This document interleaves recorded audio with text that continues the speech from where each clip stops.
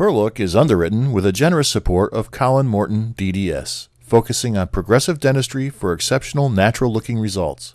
Experience the knowledgeable, skilled care of Dr. Morton and staff as they bring your smile to its beautiful best. Colin Morton, DDS, progressive dentistry for generations. So we're here with Joanne Yepsen, the mayor of Saratoga Springs, and I'm proud to say a friend of mine. And we are going to find many things out about Joanne, and they have nothing to do with her being the mayor. She's been successful in her career in business, entrepreneurship, teaching, politics, being a mom, a friend, and a daughter.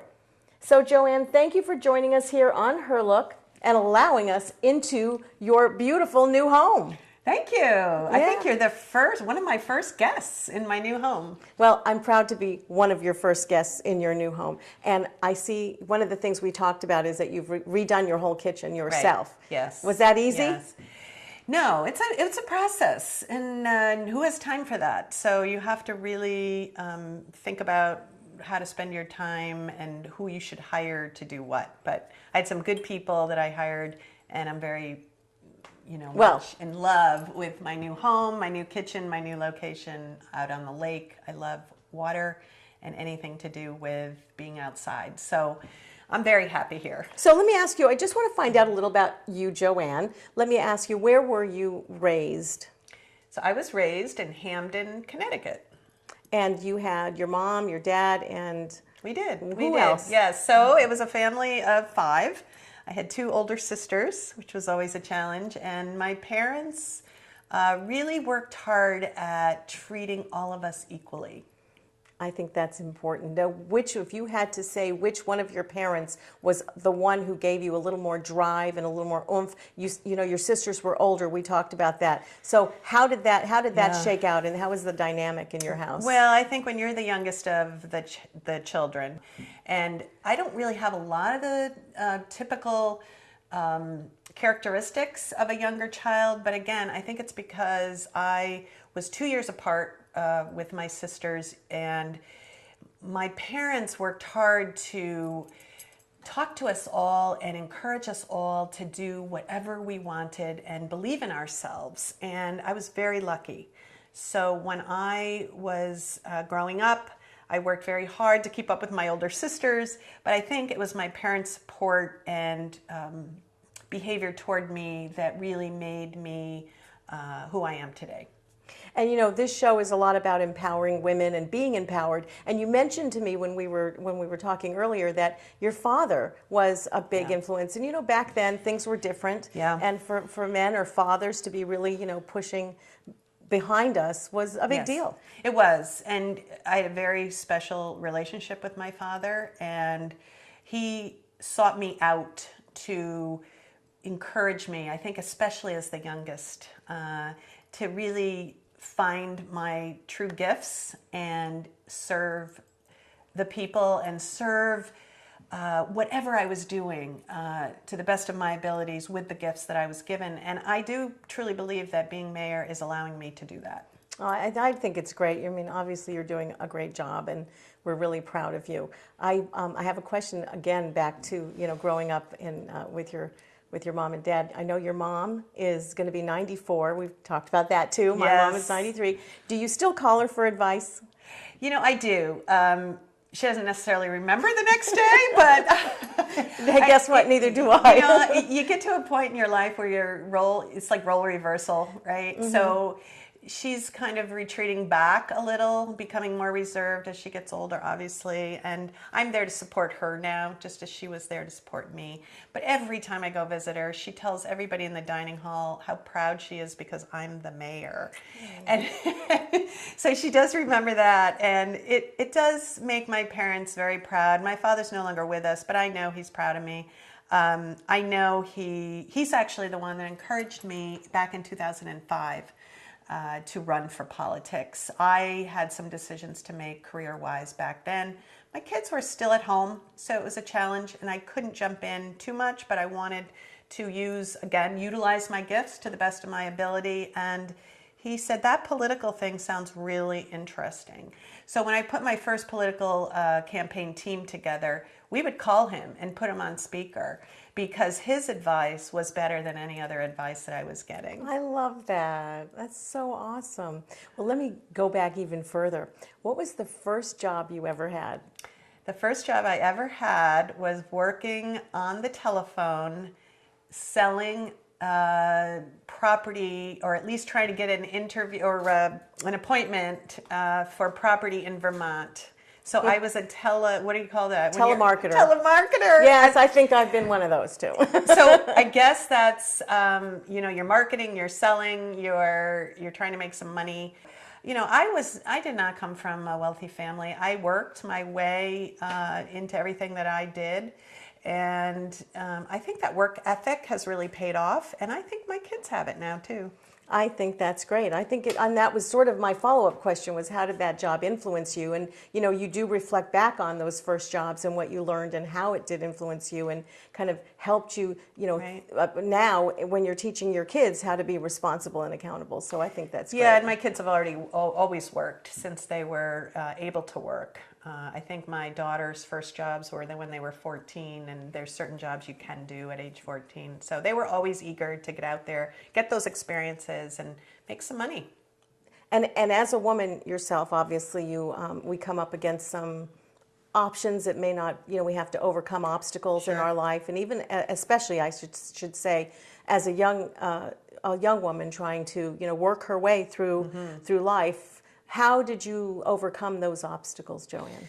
Well, I think staying focused and being true to your desires. So being inside of yourself is so important to make sure that you're doing what you want to be doing and what you think you could be doing best, as opposed to what everybody else around you is doing.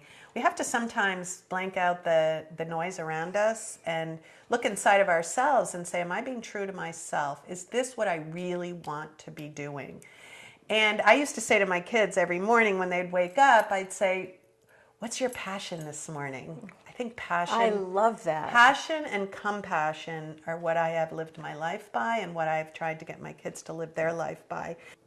So that gave me opportunity over dinner that night to say, hey, what about that invention? What would you do in a case of, and we'd kind of, play with that a little bit and encourage them to think creatively, but think about what is it that you could do to help others, but what can you do that would make you happy?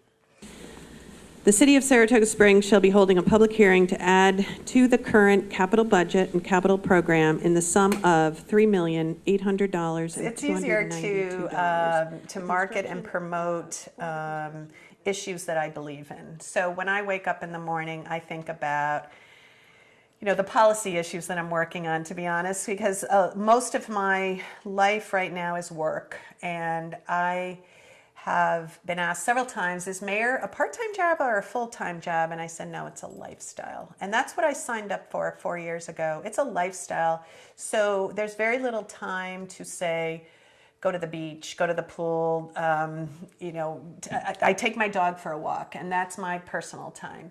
But otherwise, you're on the phone, strategizing, moving issues forward. You're bringing people together.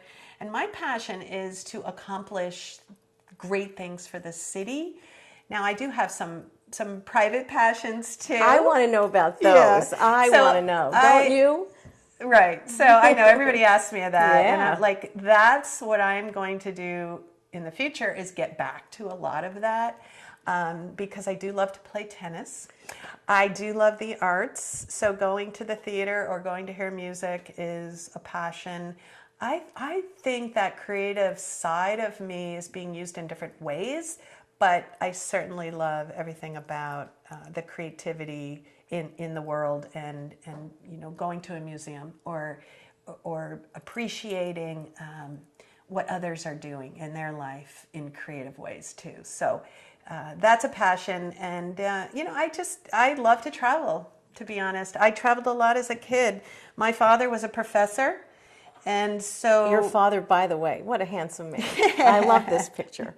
Yeah, but he loved to travel, so he embedded that into us at a very early age. And when he had a sabbatical from his years as professor, we would go over and live in Italy for a year. So we had 2 different years in Rome, and I'll never forget that. And of course, who would want to leave their friends in junior high school? So I fought them every step of the way. But now I look back on it, and it was the best years of my life. That's great. Yeah. So I think having that international experience, because we traveled all over Europe as a family as well, also created many passions inside of me. So I have a real affinity for Italian culture and language and people. And, I look forward to going back someday. But I was able to travel with my kids when they were young to Italy 3 different times. So hopefully that's great. pass that along, and that, they'll be traveling to other countries too, I'm sure. But I think having that international relationships are so important. And I'm, again, back to being mayor, I'm doing that with the city too, trying to create much more of an international destination for us. Yeah, I know. That's because great. it's inside of me, because it's a personal passion. I can have that. That's what being mayor is so great, because a lot of my personal passions are coming out through my work, but maybe people don't realize that. Well, I think it's great to realize that that came from a passion. It isn't just something you're doing because it's on an agenda somewhere, but it is a passion of yours. And I know a passion is the arts, and I know you have 3 really beautiful, talented, wonderful children, 2 women that you've raised and are very successful, and a really, really cool young man who I've had the fortune of meeting, Cole, who has taken on the passion that you have for the arts and for music, and I believe is living in Nashville and playing music and going to college. Yes. So how was it raising a young man to, look at women and respect women the way that you've done with Cole? Was there any difficulty there? Well, first of all, he didn't just have one mother. He had 3, whether he liked it or not, because he was the youngest. And I had 2 beautiful daughters who have been the love of my life. And I grew up with 2 sisters. And I realized when my youngest daughter went to kindergarten that I really wanted a 3rd child. And so we went ahead and had a 3rd child, and I thought for sure he would be a girl. So we didn't even have a boy's name picked out, because I grew up with sisters, had 2 daughters. I just figured I was having a girl, And when Cole came, I thought, oh my God, I don't know anything about boys. What do I do with a little boy here? So, but we quickly fell madly in love with him, and he was influenced by his sisters, I think, just as much as me, and because they were a little older. There was 9 years apart between Emma and Cole, and 6 years apart between Laura and Cole.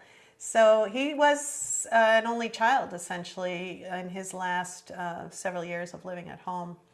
And that, to me, was sort of the best of both worlds for him. So I feel really good about that, and for me, it was a relief to have older girls helping me raise Cole, because it's a tough job to do all on your own, especially when you have 3.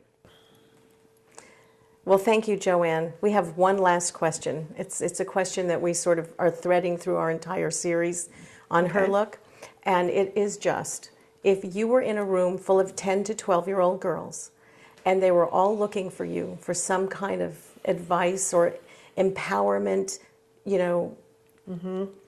thing, what would it be? Don't hesitate. Yeah. Know what you feel. Say it. And there's no right or wrong. Well, thank you so much. I am not going to hesitate to invite you back at some point, because you have been spectacular. I hope I've loved you do. I've loved every second of it. And I love thank you spending so time with you. much. I really appreciate it. Her Look is underwritten with the generous support of Divorce Mediation Center, LLC. Mediation is less expensive, confidential, and much less intimidating than going to court. At DMC, helping couples to make their own decisions with results that are less stressful for the children of the marriage is our goal. Divorce mediation is approved by the American Bar Association.